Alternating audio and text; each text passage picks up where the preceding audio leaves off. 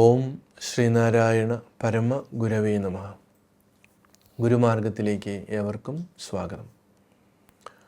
ഗുരുവിൻ്റെ ആത്മോപദേശ ശതകത്തിൽ ഇപ്പോൾ നമ്മൾ മനസ്സിലാക്കാൻ ശ്രമിക്കുന്ന ശ്ലോകങ്ങൾ മിക്കവാറും നമ്മുടെ സാമൂഹികമായിട്ടുള്ള വ്യവഹാരത്തിലെ 99% പ്രശ്നങ്ങൾക്ക് പരിഹാരം നൽകുന്നതാണ്. അത് വളരെ ശാസ്ത്രീയമായിട്ടുള്ള പരിഹാരമാണ്.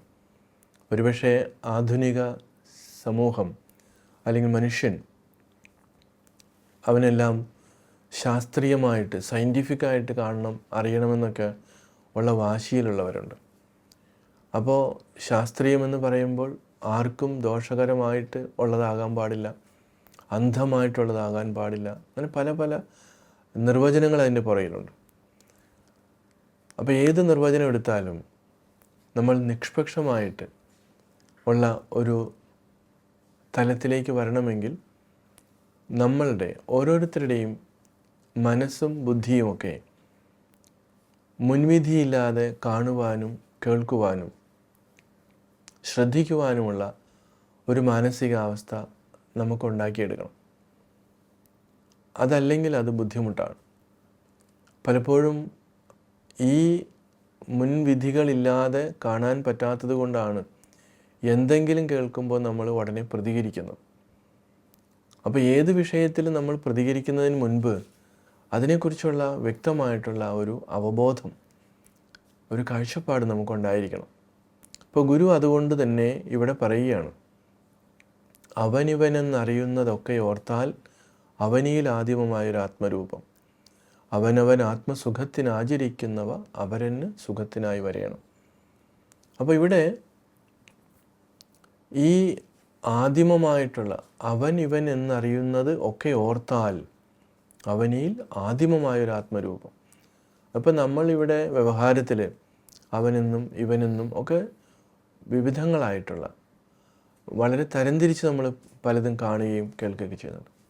പ്രത്യേകിച്ച് ഇവിടെ നമ്മുടെ ഭാരതത്തിൽ ജാതിയും ഉപജാതിയും വർണ്ണവും വർഗവും ഒക്കെ അതിശക്തമായ രീതിയിൽ ഇവിടെ നിലനിൽക്കുന്നുണ്ട്.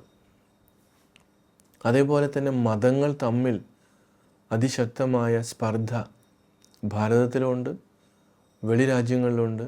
അപ്പോൾ എവിടെയൊക്കെയാണ് മതങ്ങളുള്ളത് അവിടെയൊക്കെ അവനവൻ്റെ മതമാണ് സത്യമെന്ന് ഉറപ്പിക്കാൻ വേണ്ടിയിട്ടുള്ള വെപ്രാളമാണ്. അവരൊക്കെ ഗുരുവിൻ്റെ ഭാഷയിൽ പറഞ്ഞാൽ കൃപണന്മാരാണ്. നിഷ്പക്ഷമായിട്ട് നമ്മൾ നോക്കുമ്പോഴും കൃപണന്മാരാണ്. അപ്പോൾ മതം കൃപാലുവാക്കാൻ വേണ്ടിയിട്ടാണ് ശ്രമിക്കുന്നത്. അതിൻ്റെ സാരം അങ്ങനെയാണ്, സത്ത അങ്ങനെയാണ്. പക്ഷേ ആ കൃപാലു എന്നുള്ളതിന് പകരം കൃപണതയാണ് അവരിലേക്ക് വരുന്നത്. അപ്പോൾ ഇവിടെ അങ്ങനെ ഒരു കൃപണത്വം വരാൻ കാരണം എന്താണ്?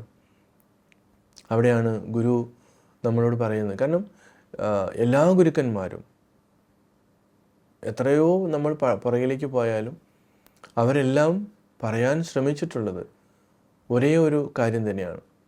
ഏറ്റവും ലളിതമായിട്ട് പറഞ്ഞാൽ ഈ പ്രപഞ്ചത്തെ സൃഷ്ടിച്ച് പരിപാലിച്ച് സംഹരിച്ചു പോരുന്ന അദൃശ്യമായിട്ടുള്ള ഏതൊരു ചൈതന്യമാണോ അതിനെയാണ് ദൈവം എന്ന് പറയുന്നത്, അതിനെയാണ് ഈശ്വരൻ എന്ന് പറയുന്നത്. പക്ഷേ പലരും ഈ ഭാഷയിൽ വരുന്ന മാറ്റങ്ങൾ അല്ലെങ്കിൽ അതിനെ വ്യക്തമായിട്ട് ഈ രീതിയിൽ മനസ്സിലാക്കാത്തവർ ഞങ്ങൾ പറയുന്നത് മാത്രമാണ് ശരി എന്നുള്ള നിലപാടിൽ നിൽക്കുന്നത് കൊണ്ടാണ് ഈ പ്രശ്നം ഉണ്ടാകുന്നത്. അപ്പോൾ ഇവിടെ അതുകൊണ്ട് ഗുരു പറയാണ്, ഈ അവനെന്നും ഇവനെന്നും ഒക്കെ പറയുന്നത് അവനിലൊക്കെ ഞാൻ എന്നുള്ള ഭാവത്തിൽ പ്രകാശിക്കുന്ന ഒരു ചൈതന്യമുണ്ട്. നമ്മളതിന് ജീവനെന്നോ നമുക്ക് മനസ്സിലാകുന്ന രീതിയിലൊക്കെ പറയാം. അപ്പോൾ നമ്മുടെ ഈ മാറ്റങ്ങളെല്ലാം ഇപ്പം നമ്മൾ കണ്ണ് തുറന്നിരിക്കുമ്പോൾ അല്ലെങ്കിൽ നമ്മൾ കണ്ണടച്ചിരിക്കുമ്പോൾ നമ്മൾ സ്വപ്നം കാണുമ്പോഴൊക്കെ ഇതിനെയൊക്കെ കാട്ടിത്തരുന്ന, ഇതിനെയൊക്കെ അനുഭവിക്കുന്ന ഒന്നുണ്ട്, മാറാതെ നിൽക്കുന്ന. ഈ മാറ്റങ്ങളെല്ലാം സംഭവിക്കുമ്പോഴും മാറാതിരിക്കുന്ന ഒന്നുണ്ട്. അതിനെയാണ് ഞാനെന്ന് പറയുന്നത്. അതിനൊരിക്കലൊരു മാറ്റം ഉണ്ടാകുന്നില്ല. അപ്പോൾ ആ ഒന്നാണ് എല്ലാവരിലും കുടികൊള്ളുന്നത്, എല്ലാ മനുഷ്യരിലും, എല്ലാ ജീവജാലങ്ങളിലും, പക്ഷിമൃഗാദികളിലും, അതുപോലെ തന്നെ ഈ പ്രപഞ്ചം മൊത്തം നിറഞ്ഞു നിൽക്കുന്നത് എന്നുള്ള ആ ഒരു അറിവ്, അതിനോട് ആത്മരൂപം എന്ന് പറയുന്നത്. അങ്ങനെ നമ്മൾ തിരിച്ചറിയുമ്പോഴോ, അങ്ങനെ വരുമ്പോഴാണ് അവനവൻ ആത്മസുഖത്തിന് ആചരിക്കുന്നവ അപരനും സുഖത്തിനായി വരണം. ഈ ഒരു ഭാവം അല്ലെങ്കിൽ ഈ ഒരു അവബോധം നമുക്കുണ്ടാകുമ്പോൾ എനിക്ക് സുഖം കിട്ടുന്നതിന് വേണ്ടി ഞാൻ അനുഭവിക്കുന്ന അല്ലെങ്കിൽ ഞാൻ ചെയ്യുന്ന പ്രയത്നം അവനവൻ ആത്മസുഖത്തിന് ആചരിക്കുന്നവ. അപ്പോൾ എൻ്റെ സുഖത്തിന് വേണ്ടി ഞാൻ എന്തൊക്കെയാണോ ചെയ്യുന്നത് അത് തന്നെ മറ്റൊരാൾക്കും സുഖത്തിനായി വരണം. അപ്പോൾ നമ്മൾ അങ്ങനെയാണ് മനസ്സിലാക്കേണ്ടത്. അപ്പോൾ ഓരോരുത്തരും ഈ രീതിയിലേക്ക് അറിവിൻ്റെ തലം ഉയർത്തി കഴിയുമ്പോൾ ഇവിടെ സംഘർഷങ്ങളുണ്ടാകില്ല. മതങ്ങളുടെ പേരിൽ സംഘർഷം ഉണ്ടാവില്ല, ജാതിയുടെ പേരിലുണ്ടാകില്ല. ജാതി എപ്പോഴും ഇങ്ങനെ ഇല്ലാത്ത കാര്യങ്ങളെ പറഞ്ഞ് വേർതിരിക്കുന്നതാണ്. ഇതൊന്നും ഉണ്ടാകാതിരിക്കണമെങ്കിൽ വർണ്ണത്തിനെ, ഇപ്പോൾ മറ്റു രാജ്യങ്ങളിൽ വർണ്ണം, വർഗം പല രീതിയിലാണ് അവിടെ അറിയപ്പെടുന്നത്, ഇവിടെ ജാതി. അപ്പോൾ ഈ വ്യത്യാസങ്ങളൊക്കെ ഉടലെടുക്കുന്നത് ശരിക്കും പറഞ്ഞാൽ അറിവില്ലായ്മയിൽ നിന്നാണ്. അപ്പോൾ ഈ ഒരു അറിവുണ്ടായാൽ മാത്രമേ അത് മാറുകയുള്ളൂ. എല്ലാവരിലും ആദിമമായിട്ടുള്ള ഒരു ആത്മതത്വമാണ്, ആത്മസ്വരൂപമാണ് ഉള്ളത് എന്നുള്ള ബോധ്യം നമുക്ക് ഏവർക്കും ഉണ്ടാകണം. അത് അറിവിൻ്റെ തലത്തിൽ മാത്രമേ ഉണ്ടാകുകയുള്ളൂ. അതിനെ ഏവർക്കും സാധിക്കട്ടെ. നമസ്കാരം.